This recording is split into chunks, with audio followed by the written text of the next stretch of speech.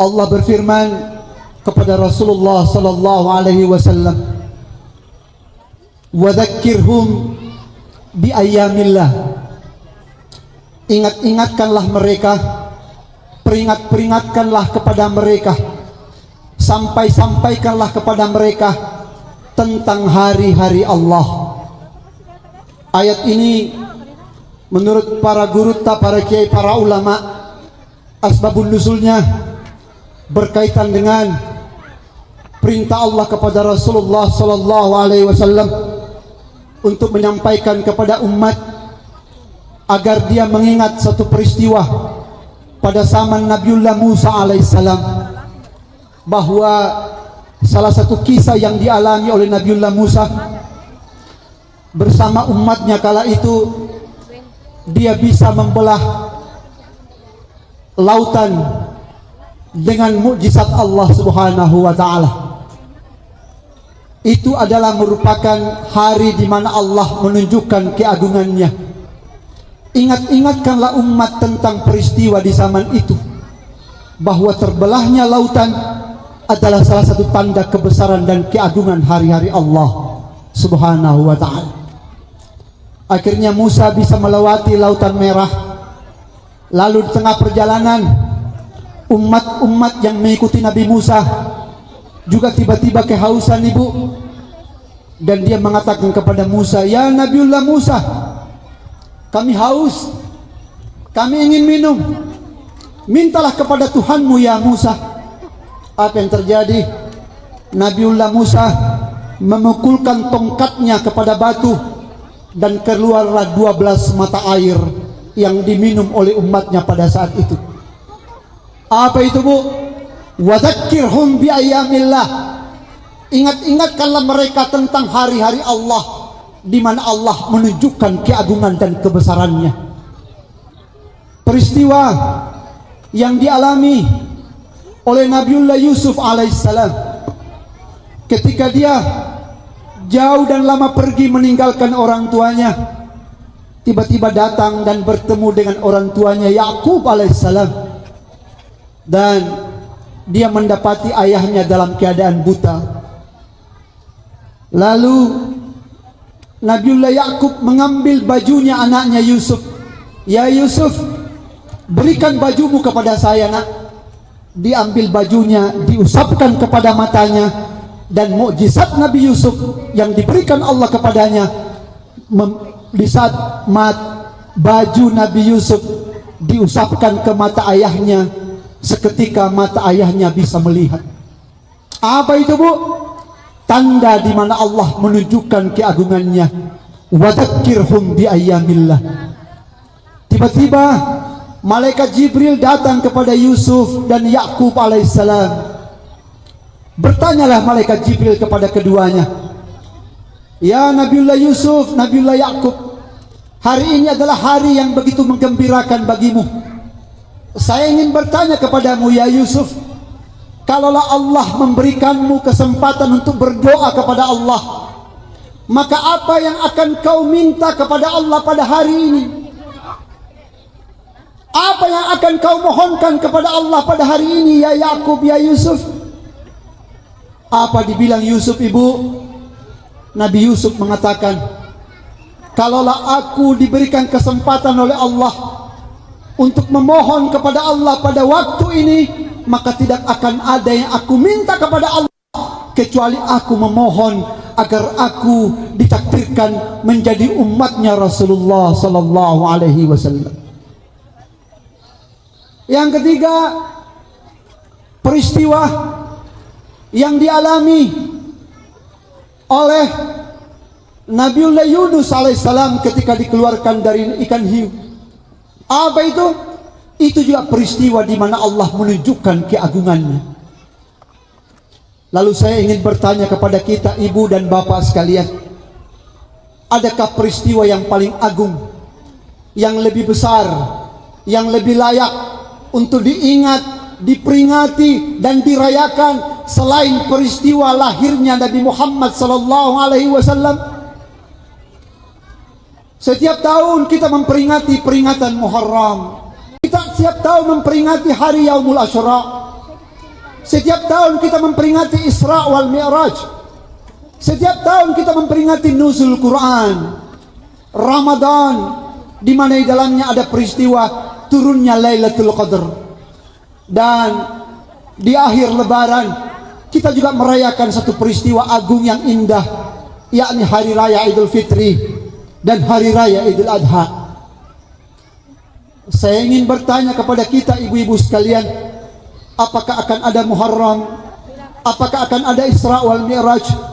Apakah akan ada tarawih di Ramadan? Apakah akan ada Lailatul Qadar? Apakah akan ada Idul Fitri, Idul Adha kalau tidak lahir Rasulullah sallallahu alaihi wasallam? Itulah kenapa memperingati az-zikra wal istifal wiladatun Nabi sallallahu alaihi wasallam, memperingati dan mengingat-ingat tentang peristiwa Rasulullah. Bagi mereka yang mencintai Rasulullah, bagi mereka yang sungguh-sungguh ikut Rasulullah, dia tak butuh dalil. Karena bagi seorang pecinta, dia tak akan pernah menemukan alasan kenapa dia mencintai orang. Makanya salah satu cinta yang menarik untuk kita renungkan, bahwa setiap pecinta, dia kadang lupa alasannya ketika ditanya, "Ya fulan, ya fulana, kenapa kau mencintai si Anu?" Biasanya seseorang ketika ditanya, dia akan menunduk, dia terbata-bata, karena dia susah menemukan apa alasan Pak Ketua DPRD mencintai istrinya. Semakin diungkapkan rasa cinta, semakin dibahasakan rasa cinta, maka dia semakin hambar rasanya, semakin kurang rasanya, karena cinta itu bersemayam di hati, yang ketika diungkapkan kita selalu merasa salah, bahwa kata-kata tidak bisa mewakili rasa cinta yang agung dalam hati. Sebuah kisah ibu terjadi pada zaman Waliullah Ibnu Sina radhiyallahu anhu. Ulama An-Nangruta Ibnu Sina adalah seorang pakar kedokteran. Ilmu kedokteran didapatkan dari penemuan beliau, seorang ulama, yakni An-Nangruta Ibnu Sina. Dia ulama sekaligus sufi, sekaligus tabib dan dokter. Pada zaman itu ada seorang putri raja, sudah lama sakit. Dokter datang tidak bisa disembuhkan, sando datang, tabib datang, dukung datang, orang-orang pintar diundang oleh raja untuk mengobati putrinya. Tapi putrinya tetap diam dan lama tidak sadarkan diri. Apa yang terjadi, Bu, Bapak sekalian? Akhirnya raja meminta kepada Perdana Menterinya agar Perdana Menteri pergi memanggil ulama An-Nangruta Imam Ibnu Sina radhiyallahu anhu. Maka datanglah Ibnu Sina memeriksa putri raja, didiagnosa secara medis, diperiksa semuanya, tidak ada ditemukan penyakit. Akhirnya Ibnu Sina mengatakan, ini perempuan putri raja, dia sakit bukan karena medis, tapi dia sakit adalah penyebabnya penyebab non medis. Apa yang terjadi? An-Nangruta Ibnu Sina tiba-tiba bertanya kepada sekitarnya, adakah di sini yang tahu nama-nama kampung? Adakah di sekitar orang-orang yang ada di tempat ini yang menghafal semua nama-nama daerah, nama-nama kabupaten? Adakah? Maka ada satu orang yang maju. Saya, Tuan Guru. Oke, kalau begitu kau berdiri di sampingku dan jawab pertanyaanku. Tangannya Ibnu Sina diangkat di atas dada perempuan. Lalu dia bertanya kepada orang itu, Pak, sebutkan nama-nama daerah yang ada di kampung ini. Disebutkanlah. Mamuju, tidak ada reaksi. Palu, Makassar, Majene, Mamuju Tengah. Tiba-tiba bergetar dadanya. Hah? Mamuju Tengah. Lalu dia mengatakan lagi kepada itu laki-laki, kalau begitu sebutkan semua nama-nama kecamatan yang ada di Mamuju Tengah. Disebutkanlah Karosa, tidak ada reaksi. Pangale, nggak ada reaksi. Topoyo, berdetak jantungnya. Topoyo. Akhirnya Ibnu Sina mengatakan, kalau begitu sebutkan semua nama-nama pemuda yang ada di Topoyo. Ini kisah nyata, Bu. Disebutkanlah Abdullah, Mahmud, Hamid, Arsal Aras. Langsung membelalak matanya di perempuan. Di mana dia? Apa ini, Bu? Beginilah duka orang yang sakit karena cinta. Ketika dia mendengar nama kekasihnya disebut, maka meskipun sakit parah, dia akan tiba-tiba merasa sembuh. Itu. Olehnya jangan heran kalau dari dulu sampai sekarang kita di Nusantara ini, di Indonesia ini, hampir setiap malam ada orang yang menyebut nama Rasulullah Sallallahu Alaihi Wasallam. Hampir setiap malam di Indonesia ada orang yang bersalawat kepada baginda Rasulullah Sallallahu Alaihi Wasallam. Hampir setiap malam di bumi Nusantara ini, di Indonesia ini, ada orang yang memperingati Maulid, ada orang yang baca barasanji, ada orang yang baca dibai, ada orang yang menyanjung, memuji-muji nama Rasulullah Sallallahu Alaihi Wasallam. Kenapa?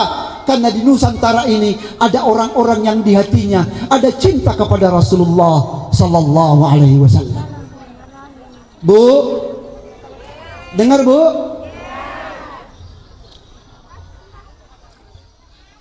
Ibu-ibu percaya enggak, Bu? Kalau saya tanya, apakah ibu mencintai suaminya? Benar, Bu? Benar. Oke. Ciri orang yang mencintai, Bu, maka dia hanya tahu memberi tanpa pernah meminta balasan. Ibu kalau lagi senang-senang sama suaminya, itu di saat dikasih maunya atau ditolak maunya? Berarti ibu hanya mencintai diri sendiri, tidak mencintai suaminya. Dan bisa jadi ibu hanya mencintai sesuatu yang ada pada suaminya. Itulah kenapa ada ungkapan, cintamu kepadaku, apakah cinta yang ada apanya atau cinta yang apa adanya? Iya, Bu? Tidak gampang loh, Bu, meraih yang namanya hakikat cinta. Tidak mudah yang namanya meraih al-mahabbatun Nabi Sallallahu Alaihi Wasallam. Tidak gampang. Tidak gampang orang meraih pangkat yang namanya cinta kepada Rasulullah Sallallahu Alaihi Wasallam. Tidak gampang. Tidak gampang. Kenapa? Orang yang mencintai hanya tahu memberi. Orang yang betul-betul mencintai hanya tahu memaafkan. Orang yang tahu mencintai, yang betul-betul mendapatkan hakikat cinta, maka dia akan banyak-banyak mengingat yang dicintainya, dan dia akan merasa berdosa ketika dia pernah lupa kepada yang dicintainya. Itulah kenapa ada seorang ulama, seorang sufi, Qutbul Aqtab, dia Sultanul Auliya di zamannya. Siapa? Al-Syekh Al-Imam Abu Abbas Al-Mursi radhiyallahu anhu wa qaddasallahu sirrah. Apa dia bilang? Saya merasa munafik apabila saya pernah lupa Rasulullah, meskipun itu hanya sedetik. Bu, pernah lupa suaminya dalam sebulan? Pernah lupa suaminya 1 kali dalam seminggu? Pernah lupa suaminya 1 kali dalam sehari semalam? Yakin? Dari tadi ini ngomongin ingat suami enggak? Enggak itu. Makanya salah satu pembelajaran yang diajarkan oleh para kiai kita di Nahdlatul Ulama apa? Banyak-banyak membaca salawat kepada Rasulullah Sallallahu Alaihi Wasallam. Kenapa?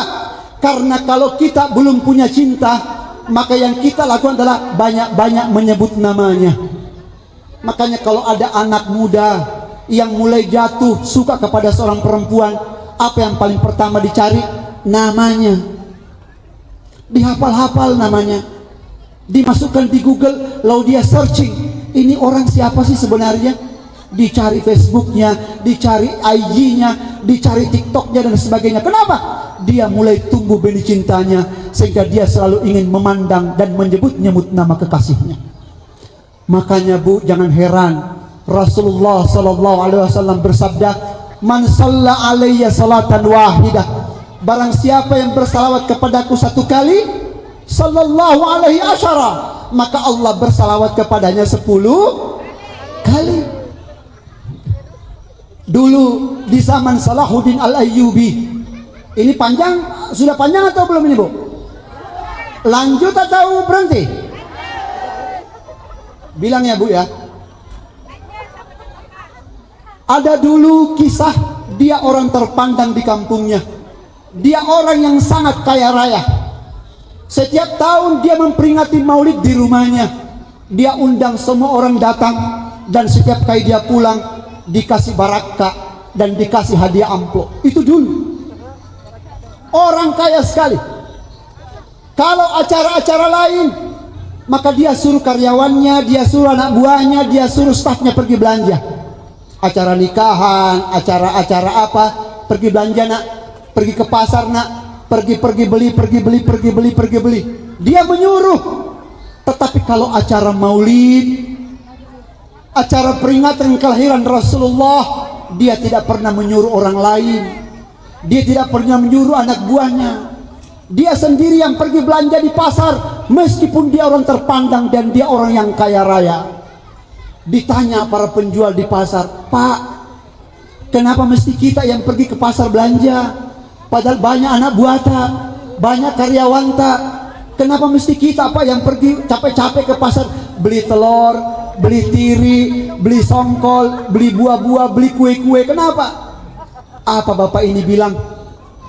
Khusus acara-acara yang lain saya menyuruh saya punya karyawan, tapi khusus peringatan maulid Rasulullah saya tidak pernah menyuruh orang lain, karena ini juga menjadi caraku. Semoga saya mendapatkan barokah dan mendapatkan syafaat Rasulullah di hari kemudian. Itu Bu. Walhasil tiba-tiba ini orang kaya Bu, tiba-tiba jatuh bangkrut. Miskin, gagal usahanya, tiba-tiba jatuh miskin papa. Akhirnya tahun itu datang dan tak lama lagi orang memperingati maulid. Lalu dia masuk di kamarnya bicara sama istrinya, "Ma, bagaimana ini? Maulid sudah mau datang. Kita sudah tidak punya uang lagi untuk memperingati maulid sebagaimana tahun-tahun dulu. Andam mito malamang munu, kasih asih tahu. Kita sudah tak punya harta lagi." Apa dibilang istrinya? "Tenang saja Pak. Silahkan Bapak pergi ke sana, ke pengusaha yang di sana. Biarlah saya menjadi babu di sana. Biarlah saya yang jadi pembantu di sana, dan seluruh gajiku ambil untuk kau pakai memperingati peringatan maulid Nabi Muhammad sallallahu alaihi wasallam." Saksikanlah Bu, bagaimana keluarga yang di hatinya ada cinta Rasulullah. Dia mau berkorban demi orang yang dicintainya. Apa dibilang suaminya? "Jangan Bu, malu Kak." Apa nak bilang orang? Tidak usah nih Bu, biar nih kita tidak peringati maulid, cukup kita berdua saja di rumah salawat. Apa boleh buat? Tiba-tiba ada dua orang anaknya, laki dan perempuan, lari masuk ke pangkuannya, lalu mengatakan kepada bapaknya, "Pak, Ma, tidak usah Mama yang pergi jadi pembantu, jadi karyawan. Biar saya sama adekku jadi pembantu di sana. Bawalah saya ke sana Pak, dan semua gajiku jadikan itu untuk memperingati maulid Rasulullah sallallahu alaihi wasallam. Tapi saya minta satu hal Pak." Apa dibilang bapaknya? "Tidak malu ya Nak? Tidak apa-apa Nak. Kamu tidak malu ke sana jadi karyawan? Tidak apa-apa Pak. Yang penting kita tetap memperingati maulid. Tapi saya kalau bisa Pak, minta panjar." Apa Nak? "Minta panjar gajiku." "Kenapa minta Nak?" "Minta memang bayar memang di depan. Jangan sampai sudah tiba waktu maulid saya belum gajian Pak." Saksikan anak dan ibu Pak. Dia berkorban karena di hatinya semua ada adab cinta kepada Rasulullah sallallahu alaihi wasallam. Akhirnya anaknya betul-betul pergi menjadi karyawan di sana. Walhasil dipendekkan cerita, datanglah dia bawa gaji dan sebagainya, dan tiba waktu maulid pergi belanja bapaknya dan tiba-tiba siap untuk merayakan maulid di rumahnya. Sayang demi sayang, bu, sayang seribu sayang.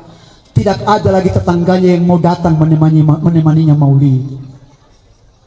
Tetangganya bilang apa? Tidak usah kita datang. Dia sudah miskin, tidak sama dulu lagi. Dulu kalau kita datang ada barakah, ada hadiah kita bawa pulang. Kalau sekarang sudah nggak ada, dia sudah miskin. Nggak usah kita ke sana lagi. Apa yang terjadi, Pak? Ini bapak pergi ke tetangga kampung, ke perbatasan, di persimpangan menunggu orang jauh lewat. Lama menunggu tidak ada orang. Tiba-tiba ada rombongan putih-putih yang jauh dari sana berjalan menuju ke arahnya. Lalu dia jemput, dia sambut-sambut. Assalamualaikum Pak, assalamualaikum Tuan, mau kemana Ki? Singgah maki di rumahku, saya lagi merayakan maulid. Tolong singgah sebentar, temani saya merayakan peringatan maulid Rasulullah sallallahu alaihi wasallam. Ini rombongan, bu, pakaian putih-putih semuanya, bersih-bersih, wangi-wangi, ganteng-ganteng. Masa riak, maka Pak Malolo. Sudah maka Pak Malolo tuh. Akhirnya, oh iya Pak, di mana rumah tak? Di sana. Akhirnya rombongan ini sama-sama mengikuti bapak datang ke rumahnya menemani maulid. Dan ada satu orang di antara mereka, cuma dia yang menggunakan pakaian hijau, bersih, wangi, bercahaya wajah. Naiklah ke rumahnya dan bersama-samalah melantunkan salawat kepada Rasulullah sallallahu alaihi wasallam. Walhasil setelah salawat, maka bapak bilang sama ini tamu, Pak, silakan dibuka bosara, karena ini, bu, dicicipi kue-kue dan makanannya Pak. Ada satu orang Pak, dia buka itu bosara, lalu dia tutup kembali, tidak namakan nih. Walhasil akhirnya ini orang pamit. Baik Pak, kami pamit. Kami sudah menemanimu bermaulid. Apa dibilang ini bapak? Oh, terima kasih banyak Tuhan, terima kasih banyak. Kau sudah temani saya merayakan maulid. Walhasil turun pulang, pas depan pagar, ini semua orang tiba-tiba hilang di pelupuk matanya. Tapak pada nasa lo naita. Ini orang siapa ini? Kok tiba-tiba hilang semua? Ini orang siapa ini yang datang di rumah saya?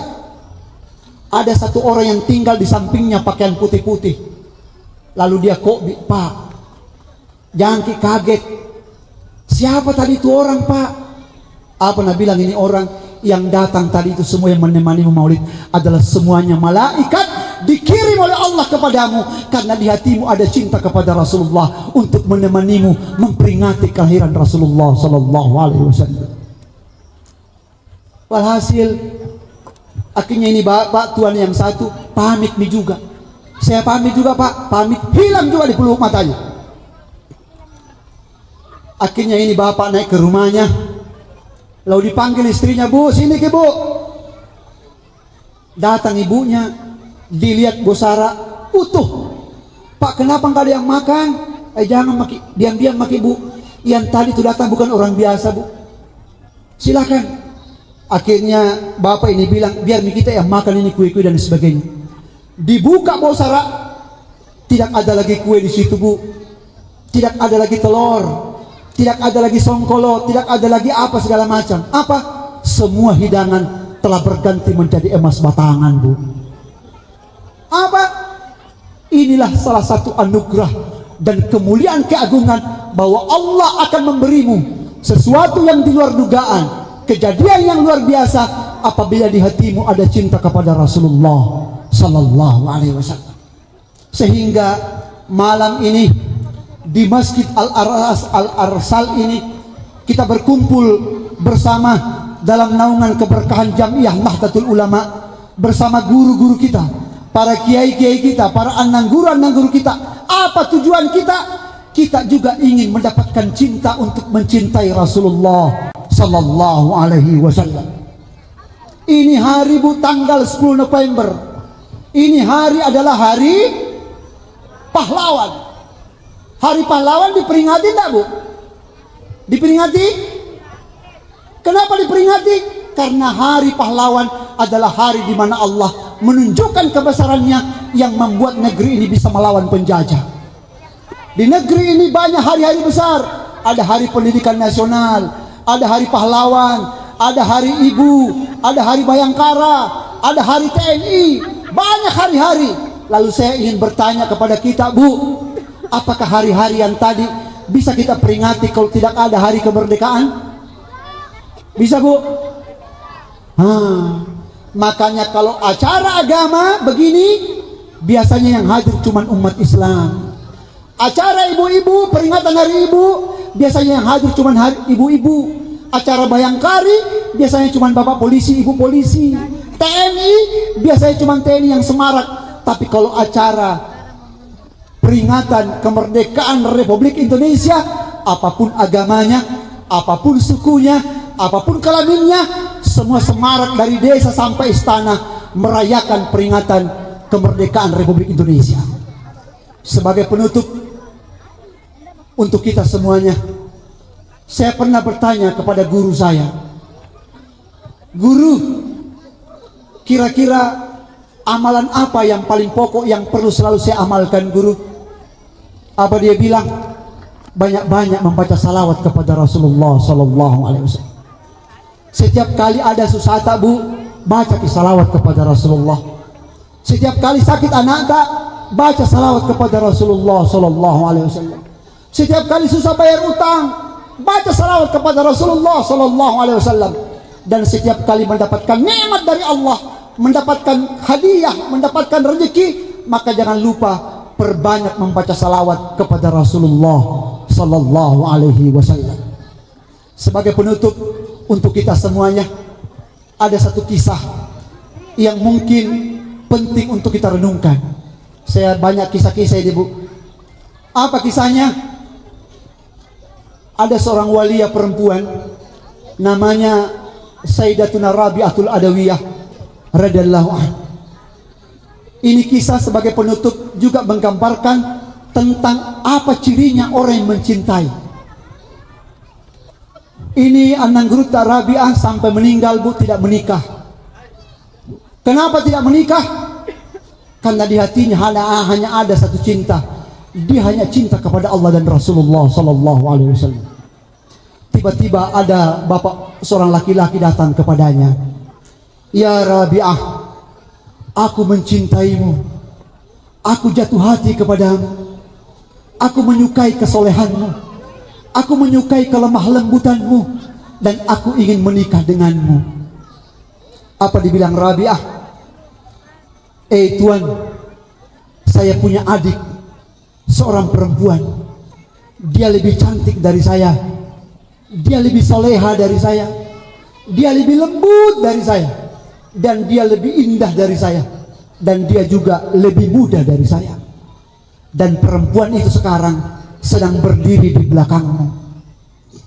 Apa yang terjadi Pak? Ini laki-laki langsung balik ke belakang. Tidak ada orang di belakang. Apa Nabi bilang? Rabi'ah, kau berdusta. Cinta tidak pernah berpaling pada yang lain.